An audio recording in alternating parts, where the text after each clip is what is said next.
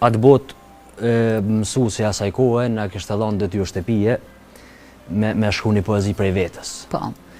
Edhe mu më lindi ideja, e shkruava një dikur, e pava që kam, nëse munda me qujtë dellë, se kam frymëzim, i krijova 5 majt për një ditë.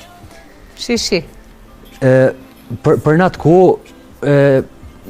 atë kohë ndoshta nuk kanë qenë edhe dëpta për moshën, se jenë shkruar në moshën 14-15 vjeçare. Por nëse e shikojmë prej kësaj perspektive, normalisht që ka ndryshuar. Ka ndryshuar në mënyrë drastike. Po. Keni idhull ju? E thatë... Janë vogje që më prekin shpirtërisht. Janë vogje që më thellojnë në botën e mendimit. Po. Tash për shembull, rrjetet sociale ju kanë ofruar mundësi gjithkujt për më shkruaj, për më marrë me lloje të ndryshme të artit. Kuptohet.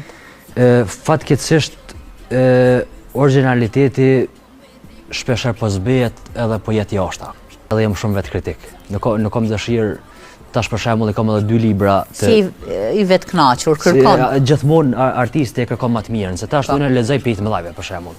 Momentin që e lexojmë Ali Podrimin, momentin që e lexojmë Kadarein, momentin që e lexojmë Zia Qelin për shembull, janë figura pjedestale të kombit.